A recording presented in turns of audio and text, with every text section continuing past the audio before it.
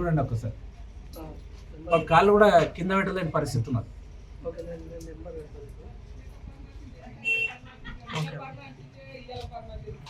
ఇదంతా పెయిన్ ఉందా?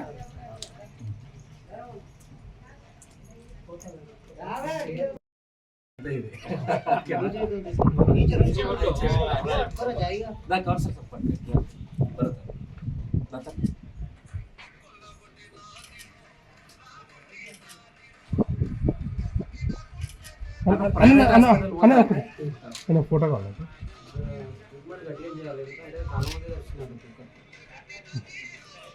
Private hospital పోతా అంటే అకిరా హాస్పిటల్స్, బెనెట్ దార్రా హాస్పిటల్ ఉన్నదా, బెనెట్ హాస్పిటల్స్, ఆదర్శ్ హాస్పిటల్లో 3 హాస్పిటల్లో మనకు విత్ మెడిసిన్తో సహా నేను ఫ్రీ చెప్పిన. మీరు పోతా అంటే ప్రైవేట్ హాస్పిటల్స్ అది లేదు, గవర్నమెంట్ పోతా అంటే మీ ఇష్టం. గవర్నమెంట్ డేట్ ఇచ్చింది, డేట్ అయితే ఒకవేళ ప్రైవేట్ పోతా అంటే అది. తర్వాత నెక్స్ట్ వీళ్ళ కాళ్ళు ఈ కరిచిందని ఏమన్నా ఫిజియో యాక్టివిటీ కావాలనుకుంటే రాఘవేంద్ర స్వామి టెంపుల్ అపోజిట్లో ఫిజియో ఉంది కదా, దాంట్లో కూడా మొత్తం ఫ్రీ దీంట్లో పిన్. సరేనా, తొలుకుపో. ఫిజియో యాక్టివిటీ అయినా సరే ఈ 3 హాస్పిటల్లో ట్రీట్మెంట్ కొరకైనా సరే నీకు మొత్తం ఫ్రీ చెప్పిన. ఓకేనా? బాయ్. మీడియా అన్నలకు అందరికీ కూడా నేను నమస్తలు తెలుపుతా ఉన్నాను. ఈరోజు గిరేట్పల్లి గ్రామం, వికారాబాద్ మున్సిపాలిటీ లోపల అనంతన్న గారు, కౌన్సిలర్ గారు, అదేవిధంగా భరత్ అన్న గారు, రామచంద్రన్న గారు వారి ఆధ్వర్యం లోపల ఇవాళ గిరిగేట్పల్లి గ్రామం లోపల నిన్న న్యూస్ చూసినాం మనం. ఒక్కటే రోజు 6 నుంచి 8 మంది పిల్లలను, బాలులను కుక్కలు, వీధి కుక్కలు, పిచ్చి కుక్కలు వెంటబడి కరిచిన సందర్భాన్ని నేను మీ ద్వారా మళ్ళీ ఒక్కసారి గుర్తు చేస్తూ ఉన్నా.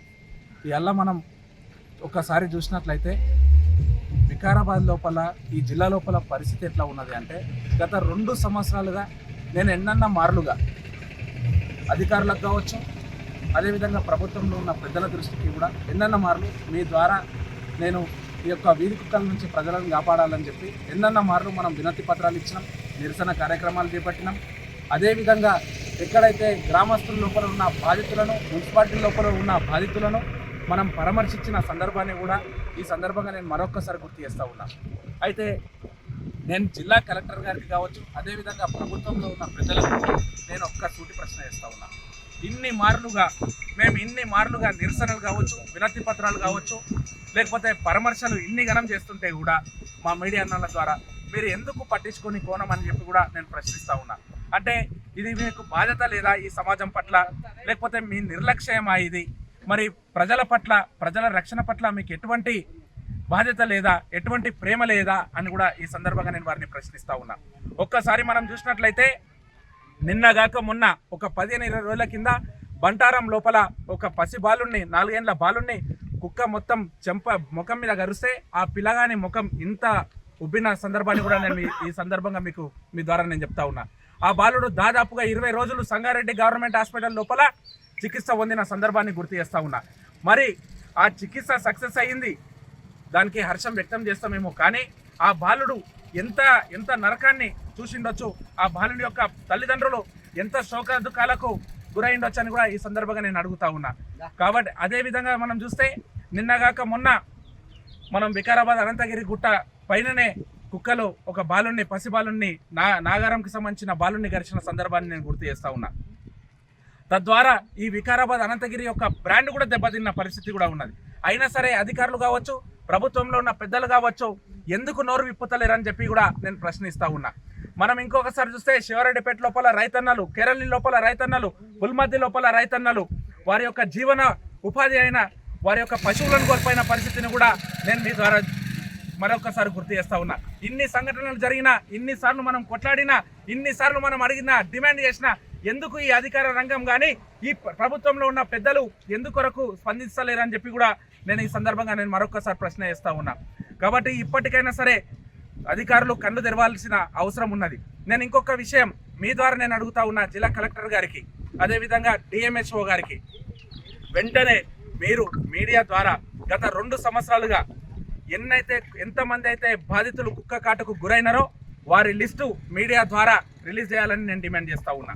అదేవిధంగా ఎంతమంది అయితే రైతన్నలు తమ పశువులను కోల్పోయినారో వాటన్నిటి లిస్టును జిల్లా అధికార రంగం కలెక్టర్ గారు చొరవ తీసుకొని వెంటనే మీడియా అన్నలకు లిస్టు రిలీజ్ చేయాలని చెప్పి నేను డిమాండ్ చేస్తూ ఉన్నా. అదేవిధంగా నేను డిఎంహెచ్ఓ వారికి కలెక్టర్ గారికి ఇంకొకటి కూడా డిమాండ్ చేస్తూ ఉన్నా. ప్రతి మండల హెడ్ క్వార్టర్ లోపల పిఎస్సీల లోపల ఈ కుక్క కాటుకు సంబంధించిన మందులు అందుబాటులో ఉండాలని చెప్పి కూడా నేను వారిని డిమాండ్ చేస్తూ ఉన్నా. అదేవిధంగా నేను మున్సిపల్ కమిషనర్ గారికి కలెక్టర్ గారికి ఈ జిల్లా అధికార రంగానికి నేను ఇంకొక డిమాండ్ చేస్తున్నాం. ఏంటంటే ఈ వికారాబాద్ జిల్లా లోపల ఉన్న 4 మున్సిపాలిటీల లోపల కుక్క కాటుకు సంబంధించిన ఏబీసీ అనేది కార్యక్రమాన్ని చేపట్టినారు. ఓకే, దానికి హ్యాపీయే. ఆ ఏబీసీ కార్యక్రమం ద్వారా ఇప్పటి వరకు ఎన్ని కుక్కలను పట్టుకొని పోయారు? ఆ పట్టుకుపోయిన కుక్కలను మీరు ఏ విధంగా ఆపరేషన్ చేస్తూ ఉన్నారు? ఆపరేషన్ అయిన తర్వాత దానికి ఎటువంటి కేర్ తీసుకుంటా ఉన్నారు? ఆ కేర్ తీసుకున్న తర్వాత వాటిని తెచ్చి ఎక్కడ వదిలిపెడుతున్నారో మీడియా అన్నలకు వారు స్పష్టంగా రిలీజ్ చేయాలని చెప్పి నేను ఈ సందర్భంగా డిమాండ్ చేస్తూ ఉన్నా.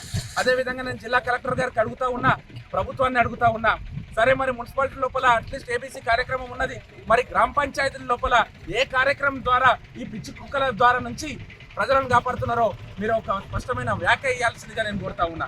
ఇన్ని మార్లు మేము అడుగుతూ ఉంటుంటే మీరు ఎందుకు చర్యలు తీసుకుంటలేరని కూడా అడుగుతా ఉన్నా.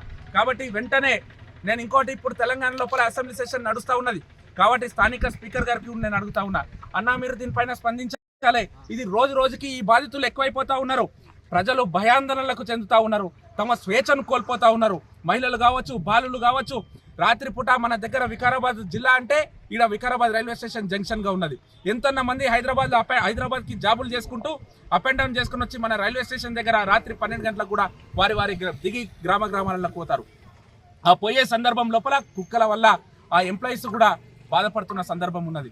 పొద్దుగాల పూట అయితే స్కూళ్ళలో విడిచిపెట్టడానికే ఖచ్చితంగా పిల్లలు ఎంబడి తల్లిదండ్రులు పోతున్న సందర్భం. ఎందుకొరకంటే ఎక్కడ పిచ్చి కుక్కలు ఆ పిల్లలను కరుస్తాయన్న భయం ఉన్నది తల్లిదండ్రులకు కూడా. అదేవిధంగా మహిళలు కూడా ఒంటరిగా తిరగలేని పరిస్థితి ఉన్నది. కాబట్టి స్పీకర్ గారు దీనిపైన ఖచ్చితంగా దృష్టి పెట్టాలి. ఇవాళ అసెంబ్లీ నడుస్తూ ఉన్నది. అసెంబ్లీ లోపల దీనికి ఒక కొత్త జీవో పెట్టి దీనికి ఒక కొత్త బిల్లు పెట్టాలి. మీరు దీనిపైన చొరవ తీసుకోవాలి ఈ ప్రాంతం వ్యక్తులు కాబట్టి అని కూడా నేను డిమాండ్ చేస్తూ, ఖచ్చితంగా నేను కలెక్టర్ గారిని ఈ లిస్ట్ అంతా కూడా అడగనికే కారణం ఏంటంటే ఇంతమంది బాధితులు ఉన్నది విషయం ప్రభుత్వం దృష్టికి వెళ్ళాలి, ప్రజల దృష్టికి వెళ్ళాలి. అప్పుడే ఈ ఉద్యమం అనేది పెద్దగా అవుతుంది. కాబట్టి నేను వెంటనే లిస్ట్ ఇవ్వాలి. ఎందుకొరకు అంటే ఇది చాలా ప్రాణాంతకమైన ఇష్యూ. దాన్ని చిన్నగా తీసుకోవడానికి లేదు. ఇవాళ గిరిగట్పల్లి గ్రామంలో మీరు చూసినారు, ఆ బాలుడు కనీసం నిలబడలేని పరిస్థితి ఉన్నది. కాలుకి ఏ విధంగా గడిచిందో కూడా మీ అందరికీ నేను చూపించిన.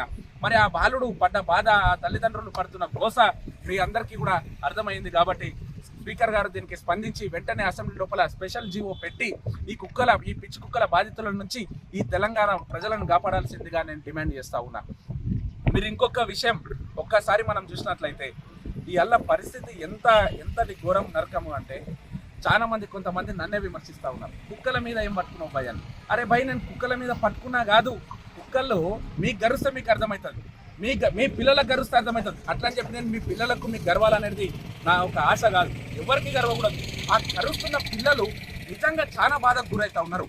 అంతెందుకు మొన్న రాత్రి 11 గంటలకు బసంత్ ఫంక్షన్ హాల్ కాడికి వెళ్ళి వచ్చి కమాన్ దగ్గర నేను మా ఫ్రెండ్ కార్లో దిగితే కమాన్ కాడ, అరే నువ్వు ఇంటి వరకు ఎందుకు విడిచిపెడతావు బై, కమాన్ కాడ విడిచిపెట్టి నేను నడుచుకుంటూ పోతా అని నేను తొందరలో పడి దిగిన తర్వాత కొంచెం దూరం నడిచంగానే నేను భయపడ్డా. కుక్కలు 20-30 కుక్కలు ఉన్నాయి. నేను మళ్ళీ మా ఇంటికి ఫోన్ చేసుకొని మా అన్నను పిలుచుకున్నా, అరే దాప మళ్ళీ కుక్కలు కరిస్తే మళ్ళీ అదే ఎక్కడ పెట్టుకుందామని. అంటే ఇది ప్రతి ఒక్కరికి ఉన్నది బాధ. వికారాబాద్ ప్రాంతంలోనే కాదు, ఈ జిల్లా లోపల ఉన్నది. నేనేమంటున్నా, ఒక్కసారి మీరు 6 నెలల కింద పోతే కమిషనర్ గారు ఎవరో మున్సిపల్ డిపార్ట్మెంట్కి వెళ్ళి చెప్పారు వికారాబాద్ లోపల 1300 కుక్కలు ఉన్నాయని గుర్తించారు అన్నారు. నేను అదే రోజు ప్రెస్ మీట్ పెట్టి చెప్పిన, ఒకవేళ 1300 కుక్కలే ఉంటే నేను నా ముక్కు నేలకు రాసి ఈ ఇష్యూ నుంచి తప్పుకుంటా అని కూడా నేను చెప్పిన. 1300 కుక్కలు కాదు, ఒక్కొక్క కాలనీ లోపల ఒక్కొక్క వార్డు లోపల 200 నుంచి 300 కుక్కలు ఉన్నాయి. అదేవిధంగా నియోజకవర్గం లోపల ఒక్కొక్క గ్రామ పంచాయతీ లోపల 3 నుంచి 500 కుక్కలు ఉన్నాయి. ఈ జిల్లా లోపల ఆ విధంగా నడుస్తూ ఉన్నది. కాబట్టి ఇప్పటికైనా చర్యలు తీసుకోండి, స్పెషల్ జీవో తీసుకురావాలి. కలెక్టర్ గారు మీరు ఉత్తగుంటా అంటే కాదు, మీరు దాన్ని consider this issue as an emergency issue and please take the necessary action to save the people from the street dogs అని కూడా వారికి ఇంకొకసారి డిమాండ్ చేస్తూ స్పెషల్ జీవో రావాల్సిందిగా మనం కోరదాం, డిమాండ్ చేస్తూ ఉన్నాం. ఇది ఇంకొక వారం రోజులు చూస్తా వచ్చే ప్రజా దర్బార్ లోపల అందరినీ ప్రజా సంఘాలను అదేవిధంగా బాధితులను అందరినీ కూడా ఒక్క తాటిపైకి తెచ్చి నేను ప్రజా దర్బార్ లోపల మళ్ళీ వచ్చే సోమవారం రోజు రిప్రజెంటేషన్ ఇచ్చేయడం కాదు, అది నేను నిరసన కూడా చేస్తా, ధర్నా కూడా చేస్తా. కాబట్టి అంతటి లోపలనే మీరు వెంటనే చర్యలు తీసుకుని ప్రజలను కాపాడాలని డిమాండ్ చేస్తూ సెలవు తీసుకుంటా ఉన్నాను. జై తెలంగాణ. లేటెస్ట్ న్యూస్ తెలుగు మరియు ఇంగ్లీష్ అప్డేట్స్ కోసం ఇప్పుడే క్యూన్యూస్ అఫీషియల్ యాప్ ని ప్లే స్టోర్ నుండి డౌన్లోడ్ చేసుకోండి. సరికొత్త సమాచారాల కోసం క్యూన్యూస్ వెబ్సైట్ ని ఫాలో అవ్వండి. ఛానల్లో ప్రాంతీయ, జాతీయ, అంతర్జాతీయ వార్తలు వీక్షించండి.